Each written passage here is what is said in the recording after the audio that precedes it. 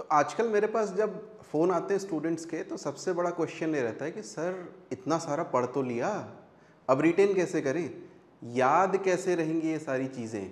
तो उसके लिए कुछ बातें मैं इस वीडियो में करने वाला हूँ, कुछ बातें आपको आने वाले वीडियोज़ में भी बताई जाएंगी, बट ब्रीफ में इनिशियल बातें यहाँ पे करेंगे। उससे पहले एक इम्पॉर्टेंट न्यूज़, उत्तराखंड का पीसीएस पहले 7 जुलाई को होना था। आज ही खबर आई है कि उत्तराखंड पीसीएस टल गया है, बहुत ज़्यादा नहीं, सिर्फ एक वीक के लिए। Now it will be on 14 जुलाई 2024। तो 14 जुलाई की तैयारी आप कर लीजिए। अच्छा है आपको एक वीक एक्स्ट्रा टाइम मिला। This is one more revision. इसको इस तरीके से लेकर के चलिएगा। कैसे करना है थोड़ी देर में उसकी बात करते हैं, लेकिन पहले कि कहाँ पे आपको रिटेन करना होता है। ठीक है, क्या चीज़ रिटेन करनी, जैसे पॉलिटी है तो उसमें आर्टिकल्स होते हैं, हिस्ट्री या फिर कहीं भी किसी भी एग्ज़ाम में फैक्ट्स होते ही होते हैं, किसी भी टॉपिक में, ज्योग्राफी हो, इन्वायरमेंट हो, और इन्वायरमेंट में तो बहुत सारे हो चुके हैं अब की डेट में, ठीक है, या उत्तराखंड ही क्यों ना हो। और उन फैक्ट्स को रिटेन करने के लिए हम मतलब जनरली एक बात कहते हैं कि भैया रिपीट करो, रट्टा लगाओ। हाँ, रट्टा लगाना एक तरीका है डेफिनेटली, लेकिन रट्टा भी ढंग से लगाया जा सकता है, शायद उस तरीके से लगाया जा सकता है कि आपको थोड़ा सा ईजी पड़े। तो क्या क्या 4-5 स्ट्रैटेजीज हैं, मैं एक एक करके इन पे बात करूंगा। Number 1 is talk to yourself, number 2 revise smartly, then mnemonics, write and draw, and lastly practice. Right, तो क्या हैं ये चीज़ें। Number 1 talk to yourself. अब देखो, अपने आप से बात करने वाले लोग पागल भी कहलाते हैं, लाइक क्रेजी। और एक चीज़ मैं बोल दूं, और बहुत सीरियसली बोल रहा हूं, कि जिसको यूपीएससी या सिविल सर्विसेज, भले स्टेट सिविल सर्विसेज का एग्ज़ाम क्लियर करना है, थोड़ा बहुत पागल तो बनना ही पड़ता है। ठीक है, तो अपने आप से बात करने की आप आदत डाल लो। किस तरीके से, और ये नहीं रैंडम बात नहीं करनी, क्या बात करनी वो मैं आपको बता रहा हूँ। ठीक, this is basically what is called active learning. आप अज्यूम करो कि आप किसी और से बात कर रहे हो, जब कोई और नहीं है तो खुद से ही बात करो। ठीक, और जब खुद से बात करोगे तो you ask questions, basically the 5W। What is 5W? What, when, why, where, how, etcetera. ये जो 4-5 क्वेश्चंस होते हैं ना, इनके बारे में आप बात करो। Who, what, when, why, where या हाउ। नाउ एग्जाम्पल ले लो। Article 1, India that is Bharat shall be a union of states.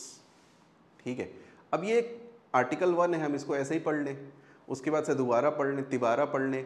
मैं अभी इंटरव्यू के सेशंस ले रहा हूँ, मैं बता दूँ जितने लोग इंटरव्यू दे रहे हैं ना यूके पीसीएस का, उनमें से भी 50% लोगों को ये आर्टिकल 1 याद नहीं है या फिर प्रियम्बल याद नहीं है। इसका कारण है कि उन्होंने इसको ढंग से एक्टिवली लर्न नहीं किया है। आपको एक्टिव लर्निंग करनी कैसे, जब पढ़ रहे हो ना, क्वेश्चन पूछो। फॉर एग्जाम्पल, पहला आर्टिकल ये, तो लास्ट क्या होगा भाई, पहला है ना, लास्ट भी कुछ होगा, तो यहीं से शुरू हो जानी चाहिए आपकी एक्टिव लर्निंग।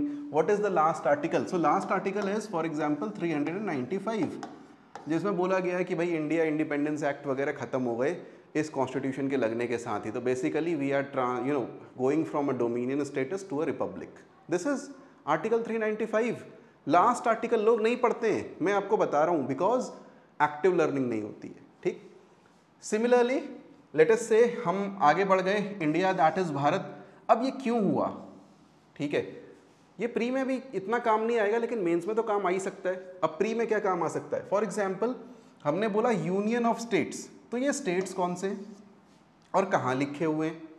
अब वहाँ पे तो लिखे नहीं है, तो अगर आप जब इसका आंसर पता करोगे तो आपको पता चल जाएगा भैया ये जो स्टेट्स हैं शेड्यूल 1 में लिखे हुए हैं सारे के सारे। अब स्टेट्स तो है, यूनियन टेरिटरीज का क्या होगा? यूनियन टेरिटरीज भी तो हैं, जैसे जम्मू एंड कश्मीर वगैरह, वो भी तो कहीं लिखी होंगी। तो आपको जब इस तरीके से एक्टिवली लर्न करोगे ना, तब समझ में आएगा कि आप कर क्या रहे हो। और जो इसमें से बहुत सारे क्वेश्चंस निकलेंगे, इनके आंसर्स आपकी जो रिटेनिंग कैपेसिटी है उसको बढ़ाएंगे। अगर आप इतना सब पढ़ लेते हो उसके आसपास की चीज़ें और इसको कॉम्प्लीमेंट करते हो जो अभी हम आगे करने वाले हैं उससे, तो आपको चीज़ें याद रहेंगी। This is number 1। Let us take the second thing, revise smartly. कैसे करना है? देखो, एक तो होता है कि when you don't have an exam date, कि भाई कभी भी हो सकता है एग्ज़ाम, तो फिर आप जब होगा अपना एक रिवीजन कर रहे हो, हाँ भाई संडे को रिवीजन कर लिया, या ऐसे ही बैठे तो लाओ आज पॉलिटी रिवाइज कर लेता हूँ। लेकिन जब आपके पास में एक एग्ज़ाम की डेट है ना, एक डेडलाइन है, तो उस डेडलाइन को आप मल्टीपल छोटी डेडलाइंस में बदल दो, and that you can do after coming backwards, ठीक है।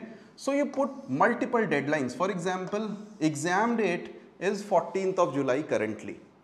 अब ये एक डेडलाइन है ना, इस डेडलाइन को आप मल्टीपल डेडलाइन से बदलो। कैसे? जैसे लास्ट रिवीजन मैंने करना है, तो मैं मे बी 10 दिन में मैं चाहूँगा कि पूरा एक बार आंखों के सामने से गुजर जाए। कई लोग 5 दिन में भी कर सकते हैं, but I am saying 10 days, ऐसे ही, कोई इसका रीज़न नहीं है। सो लेटेस्ट से मैं बोल देता हूँ 10 दिन में कर लेंगे। तो 4th जुलाई मेरी एक डेडलाइन है कि यहाँ से मैंने लास्ट रिवीजन शुरू करना ही करना है, ठीक है। देन सेकेंड लास्ट रिवीजन, अब मैं बोलता हूँ कि यार ठीक है, इसको करने में मुझे 10 दिन लग रहे हैं, उसका पिछला रिवीजन जो सेकेंड लास्ट रिवीजन है, हो सकता है मेरे को 20 दिन लग जाए, ठीक। तो 4th जुलाई से बैकवर्ड्स आओ और 20 दिन में आओ। परहैप्स 15th जून की बात कर लो कि यार चलो 15th जून से मेरे को 20 दिन में एक बार दोबारा रिवाइज करना है जो कुछ भी मैंने पढ़ा है। देन एटसेट्रा, यानी हो सकता है उसके बाद कहो कि यार 30 दिन लगेंगे, तो 15th मई से, यानी आज से ही लग जाओ। 3 रिवीजन हो गए एग्जाम तक, 30 दिन, 20 दिन, 10 दिन, ठीक है। 30 दिन में वो कर रहे हो आप, डेली 1-2 घंटा दो, और फटाफट जो अभी तक पढ़ा हुआ है और जो नहीं भी पढ़ा है उसका भी थोड़ा बहुत रिवीजन कैसे कर सकते हैं वो भी मैं आपको थोड़ी देर में बताऊंगा। बट जितना कर सकते हो फटाफट उसको रिवाइज करो। अगर आपका सिलेबस पूरा हो गया तो डेफिनेटली करो, ठीक है। बहुत सारे तरीके हैं इसके, किस किस तरीके से कर सकते हैं वो हम बात करेंगे। बट हैव डेडलाइंस, इस तरह की डेडलाइंस आपके पास में होनी चाहिए। Then mnemonics and templates. So mnemonics क्या होते हैं? निमोनिक्स का मतलब जो ये दिख रहे हैं ना, ब्रांड, JL, फेडमी, BHAG, SAB, भाज, सब, ये सब क्या है? निमोनिक्स है। इनको हम शॉर्टकट या ट्रिक्स भी बोलते हैं, बट इनका जो टेक्निकल नेम है वो निमोनिक्स है। वैसे ही कुछ टेम्पलेट्स होते हैं। टेम्पलेट्स मतलब उस तरीके से याद करने का तरीका सब जगह फिट हो जाता है। अब ये चीज़ें मेंस में थोड़ी ज़्यादा काम आती हैं, प्री में आ जाती हैं बट इतनी नहीं। मेरे ख्याल से आप UPSC के लिए बोलोगे तो ज़्यादा काम आएंगी, बट PCS में मुझे नहीं पता कितनी काम आएंगी। फिर भी मैं आपको कुछ एग्जांपल्स दे देता हूँ, समझ में आएगा। जैसे ब्रांड है, आपको याद करना है कि भैया सिटीजनशिप कैसे करूँ मैं याद, ठीक है। सिटीजनशिप के बारे में, ओके, सिटीजनशिप के बारे में जो कॉन्स्टिट्यूशन में दिया गया है कि कैसे मिल सकती है, तो आपने एक एक्रोनिम बना दिया। बर्थ से है, रजिस्ट्रेशन से है, एक्विजिशन ऑफ टेरिटरी से है, नेचुरलाइजेशन से है, डिसेंट से है। टोटल 5 तरीके जिनसे आपको सिटीजनशिप मिल सकती है। ऑब्वियसली यहाँ पे एक्टिव लर्निंग भी करनी है ना, कि यार CA भी तो कोई चीज़ है, CA में कहाँ से सिटीजनशिप आ गई? बेसिकली इट इज़ नेचुरलाइजेशन, ठीक है। तो इस तरीके से करके जब आप एक्टिव लर्निंग को इसके साथ कंबाइन करते हो तो आपको बहुत सारी चीज़ें दिमाग में बैठेंगी। मैं तो ये कहूँगा कि इनके आर्टिकल्स भी हो सकता है आपको साथ में याद हो जाएं। It will take a bit longer time than perhaps what we have currently, but in general याद रखना, याद रखने का तरीका है। वैसे ही JL फेडमी, अब ये किस चीज़ का है? 1 मिनट मुझे खुद ही याद करने दो। देखो कई बार ऐसा होता है कि हम ना ये याद रखते हैं एक्रोनिम, ये नहीं पता होता कि किस चीज़ के लिए बनाया हुआ है। जैसे यहाँ पे हो रहा है, तो बेसिकली ये प्रेसिडेंट की पावर्स हैं, राइट। तो प्रेसिडेंट की पावर्स किस तरीके से है? J फॉर जुडिशियल पावर, उसी तरीके से L for legislative power, F for financial power, executive power, diplomatic power, military power, and there is also another E called emergency power. Last में इमरजेंसी लग सकती ना, इमरजेंसी पावर। तो मैंने ऐसा लिख दिया, JL फेड मी, जवाहरलाल उसने मुझे खाना खिलाया, कुछ ऐसा कुछ करके याद कर लो, कुछ भी वियर्ड सा बना लो, डजेंट मैटर। मैंने ऐसे याद किया हुआ है। जब मैंने तैयारी कर रहा था ना, आज से 6 साल पहले मैंने लास्ट अटेम्प्ट दिया था, तब से आज तक मेरे को ये याद है, ठीक है। 6 साल नहीं, मेरे को 10 साल से ये याद है। हो सकता है आपको भी रह जाए। वैसे ही ये एक याद करने का तरीका है कि भैया मुगल एम्परर कौन कौन से थे, तो बाबर, हुमायूं, अकबर, जहांगीर, शाहजहां, उसके बाद औरंगज़ेब और फिर बहादुर शाह। ये सब थोड़े से इंपॉर्टेंट किंग्स थे, तो इनके नाम हमने यहाँ पे लिख लिए। एक वो कर लिया कि भाज, सब भाज मतलब भागो। तो इस तरीके से करके आप कुछ चीज़ें ट्रिक्स बना सकते हो, बट ये अगेन प्री में भी काम आ सकती है, मेंस में थोड़ी ज़्यादा इंपॉर्टेंट है। स्पेल्ट, ये जो चीज़ें हैं ये एक्सक्लूसिवली मैं बोलूँगा कि ये टेम्पलेट्स हैं ये मेंस के काम के हैं, और जब हम आंसर राइटिंग की बात करेंगे तब मैं इनको समझाऊंगा। नाउ राइट एंड ड्रॉ, जितना लिखोगे उतना याद रहेगा।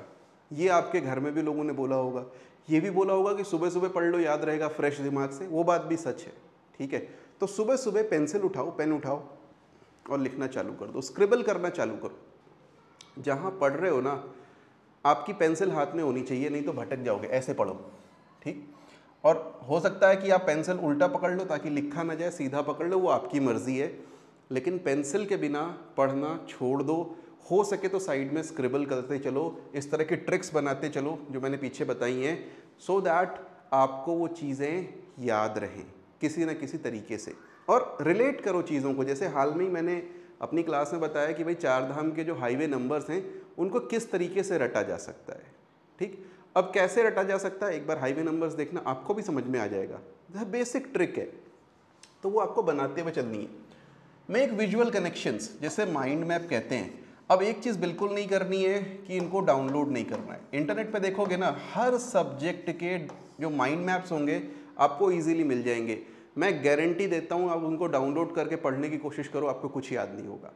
Unless you make the mind map yourself, it is of no use to you, I can guarantee you this. ठीक है, तो खुद पेन उठाओ, कॉपी उठाओ और माइंड मैप ड्रॉ करो। जैसे भी कर सकते हो, ज़रूरी नहीं कि बहुत ही एलिगेंट हो, सिंपल सा एक वो बना लो। जैसे हम अभी प्रेसिडेंट की पावर्स की बात कर रहे थे, लेटेस्ट से हम गवर्नर की पावर्स की बात करते हैं, तो उसमें आप माइंड मैप बना लीजिए कि हाँ भाई गवर्नर की कुछ ये पावर्स हैं, यहाँ पे आपने जो जो आर्टिकल्स हैं उसके लिख दिए और उसके बाद में आप आगे बढ़ गए। एक बार दोबारा, अब ये विजुअल हो गया ना, जो लास्ट में 10 दिन का या 5 दिन का रिवीजन है, इसको बस आपने एक बार देखा और आपके दिमाग में सारी चीज़ें आ गई, सब कुछ पढ़ने की ज़रूरत नहीं पड़ेगी। ठीक है, so this you can do, ये आप कर सकते हो जब आपके पास में समय हो। Again for this PCS exam ये मत करना, आपके पास में इतना समय अभी नहीं है कि आप इसको ड्रॉ करो, बट किसी और एग्जाम के लिए कभी और इसको ट्राई ज़रूर करना। Next is practice, this is most important. मैं बोलूँगा कि अगर आपको रिवाइज करना है तो इससे अच्छा तरीका नहीं हो सकता। आप क्वेश्चंस आपको ज़्यादा अच्छे याद रहते हैं। PYQ ज़रूर करने हैं, हमारे पास भी बुक है, मार्केट में और भी बुक्स होंगी, खरीदो, PYQ लगाओ, पास्ट ईयर क्वेश्चंस लगाओ। साथ साथ में हमारे पास में क्विजेज हैं, ऑनलाइन है और टेस्ट है, आप उसको दे सकते हो, मैं मना नहीं कर रहा। इसके अलावा घटना चक्र नाम का ना एक बुक्स आती हैं, उसको ले सकते हो। बस ये ध्यान रखना कि दोनों साथ में मत करना। क्यों? क्योंकि मैक्सिमम क्वेश्चंस ओवरलैप करेंगे। ठीक, तो आप क्विजेज लगाओ, टेस्ट लगाओ, घटना चक्र लगाओ, कुछ भी लगाओ, लेकिन लगा करके रिवाइज करने का एक बहुत अच्छा तरीका है। बहुत सारे लोग तो सिर्फ ये करके प्री निकाल लेते हैं, मैं आपको एग्जेजरेट करके नहीं बोल रहा। This is a very important and very easy revision technique, इस पे आपको ज़रूर ध्यान देना है। इससे आप अगर बच गए तो प्रॉब्लम है एग्जाम में। ठीक, ये ज़रूर करना है। Lastly, no FOMO, no fear of missing out. Practice या पढ़ना या नोट्स, जो आपके पास में है ना, आप उस पर पूरी तरह से ट्रस्ट करो, ब्लाइंड ट्रस्ट करो। मैं कह रहा हूँ उसमें 50 गलतियाँ भी होंगी, कोई प्रॉब्लम नहीं है, वो 50 के 50 क्वेश्चन नहीं आने वाले। गलतियों से आपको डिसोवेट नहीं होना है। कोई भी बुक हो उसमें 95-96% सब कुछ सही लिखा होगा, 3-4% गलतियाँ हर बुक में होती हैं, इवन NCERT में होती हैं, उसको छोड़ दो। आप उस बुक पे ट्रस्ट करो, गलती अगर पता है तो उसको वहीं पे करेक्ट कर लो, और अगर नहीं पता है तो ये मत सोचो, सेकंड गेस मत करो कि दूसरी किताब में ये लिखा है, इसमें ये लिखा है। ट्रस्ट इट, उसको ही रिवाइज करो। और मैं बता रहा हूँ, अगर फोमो हो गया ना कि यार मैंने वो वाला नोट्स नहीं पढ़ा जो मेरा दोस्त पढ़ रहा है, वो वाली टेस्ट सीरीज भी लगा लेता हूँ, चलो मैं घटना चक्र भी कर लेता हूँ, ये भी कर लेता हूँ, क्विजेज, गड़बड़। आपको समय इतना नहीं है कि आप वो करो, और ना आपको करना चाहिए। बेसिकली आप ये सब रिवाइज करने के लिए कर रहे हैं, न कि इनसे कोई इनहेरेंट बेनिफिट आपको मिल रहा है। ठीक, तो इतनी बातें मैं आपसे कहूँगा। जल्दी ही आपसे मुलाकात होगी कुछ और वीडियोस को लेकर के। जैसे मैं जल्दी ही एनालिसिस करने वाला हूँ 2021, 16 और 12 के पेपर्स का। हेमंत सर आपके सामने रिवाइज करने के लिए एक अलग से प्रोग्राम या प्लान लेकर के आने वाले, वो सारी चीज़ें हम देखेंगे आने वाले वीडियोज़ में। तब तक के लिए बाय बाय।